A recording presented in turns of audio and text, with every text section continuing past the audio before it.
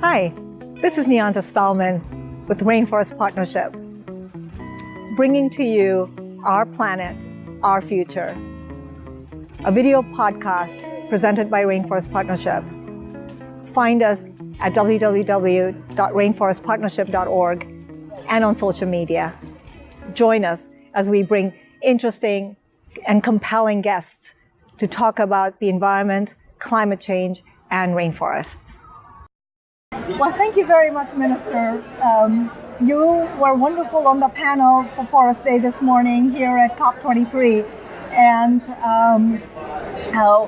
what you had to say about what Chile is doing is wonderful. So please tell us a little bit more.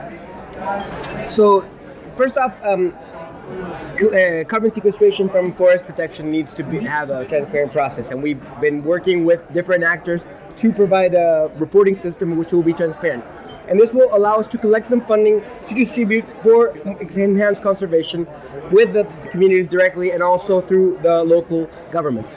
But the most important thing is that while our commitments could be what they are, we always have the threat of enhanced loss of forest due to the climate change, forest fires. For example, we have a commitment of 200,000 hectares of reforestation or degraded land restoration, but we lost around 500,000 hectares due to the largest forest fire this decade across the world. So therefore, we need to have also be looking into how we could share resources to fight these big fires as we have these occur in the northern hemisphere and the southern hemisphere with opposing seasonal aspects. So I think that we could really provide better knowledge to fight these fires, and this could also be seen as a way of climate mitigation.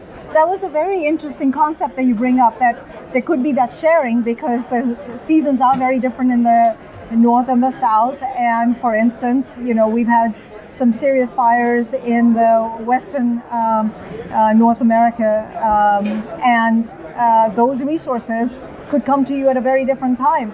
Have you thought about reaching out to folks here at the COP? Yeah, I mean, we started this in the region with the people of Argentina. We have, and definitely we need to expand our discussions with California, with Canada, and others, because we do see that this forest fire season is very short. And it requires big capacities that no real government has. And it's not efficient to have all these lost resources for expanded periods of time. So we need to share this capacity to be ready for these ever more frequent forest fires we're facing this last decade. Yes. And so you heard during the panel that 25% of planned global carbon reductions are going to come from forest-related strategies. What do you think Chile is going to be able to do from your planned? So we don't have our forests we don't have large deforestation. We'll continue to recover some of the degraded lands, and we will continue to expand our national park system. So we will have more and more protected areas that will have economic incentives, so we don't lose that land. The challenge is that native species in the south of Chile grow slow, and therefore the CO2 benefits aren't really big in the sense of the cost per hectare that we recover is small. So we need to be looking into other reasons why we are conserving this, and one of the reasons is because Chile's tourism is one of the biggest attractions for people. That these forests are the reasons why we are visited, and so we do think that this will provide the pathway for sustainable development, in which sustainable tourism is at the core of the conservation of Patagonia. So you talked about creating a national protected area with a public-private partnership, which was a wonderful example. Can you talk more about that? Yeah, so President Bachelet just recently announced this network of parks of Patagonia, 8 new national parks in the deep Patagonia with the collaboration with the Tompkins Conservation Fund. They have been buying large chunks of land and have donated it's the biggest land donation by a philanthropist to the government. And this is 4.5 million hectares total.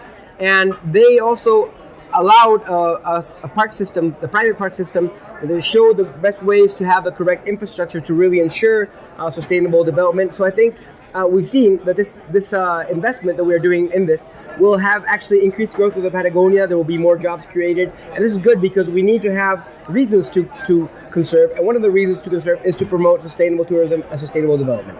That's so wonderful. So what is your expectation out of COP23? I think we need to show that many countries are still in, and there's a real reason to do this. We are benefiting from cleaner energy, increased investments, more job creation, and reduced emission and environmental impacts. And this is examples that we see in Chile, but across the world. So despite any efforts to reduce ambition, I think the rest of the countries are saying we are still in, and we are benefiting from this new climate economy. And, I come from the country that is the only one left now, but as you know, there are all of us cities, and I come from a city that's very committed, City of Austin. Of course, there are lots of states that are very committed, and of course, NGOs like us, we're doing a lot as well. So we're thrilled to have countries like Chile doing what you're doing. And we're working with whoever is willing to work with us. We're looking for expanded carbon markets in collaboration with the Pacific Alliance, with other countries in South America and California and Canada. So those are willing to take action are still working with us, and we will continue to work with them because we see that climate change is a big challenge, and therefore, despite any national efforts, the companies will pick up, the cities will pick up, and the states will pick up as they always have. And final thing I was going to say, one of my former board chair for our board of directors actually was working in Chile with some investors actually working on wave energy, using wave energy actually to create energy supply. And I don't know where that's gone to, but I thought that was very intriguing. It's good because we have a big opportunities. The thing is today solar energy is super cheap, so we need to find ways to diversify our energy sources. That way we don't rely solely on solar, but actually the renewable energy is exploding in Chile. We're looking for 90% renewable energy by 2050, and most of this solar, wind, but we will have more increased wave and tidal energy for the time being. We need that technology to develop and drop those costs, but they will provide a good basis for baseload energy, which is something the sun doesn't provide. Yes. Well, wonderful. Thank you so much, Minister. Very lovely to be here with you at the COP. Thank you so much.